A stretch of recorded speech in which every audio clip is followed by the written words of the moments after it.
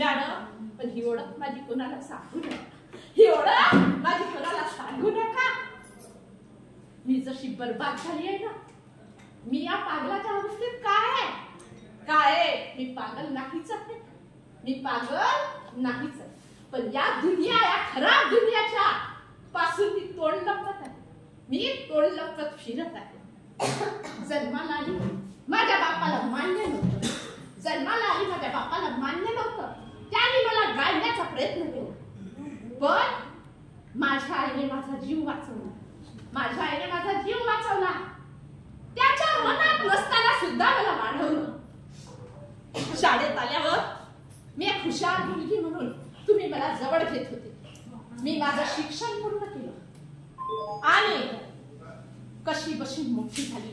परंतु काळाने आघात केला आणि माझ्या आईला या देवाने हिरावून घेतलं, या देवाने हिरावून घेतलं आणि पुन्हा माझ्या जीवनाचा नायनाट सुरू झाला. काय घडलं? बाहेरच्या दुनियेला वाचवता वाचवता माझ्या घरातच मी असुरक्षित होते, माझ्या घरातच मी असुरक्षित होते. शेवटी माझ्या बापाने माझा घात केला, शेवटी माझ्या बापाने माझा घात केला. असं वाटलं की मरावं, असं वाटलं की हा जीव संपवावा.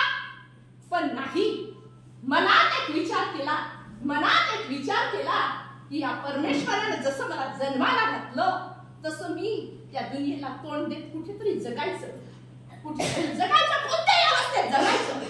मी जर चांगली वागली असती, व्यवस्थित फिरली असती, तर जसं माझ्या बापाने केलं तसंच या दुनियेने सुद्धा माझ्यासोबत केलं असतं.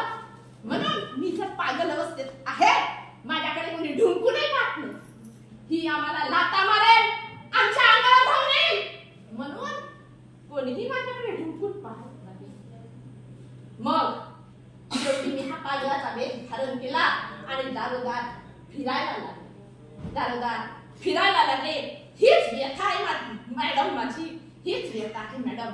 पण हे रूप तुमच्या समोर आलं, हे कोणालाही सांगू नका, हे कोणालाही सांगू नका, हे कोणालाही सांगू नका, कोणालाही सांगू नका. मला याच अवस्थेत जगू द्या, तर मी हे जीवन पार करेन, तरच मी हे जीवन पार करेन. मॅडम माफ करा.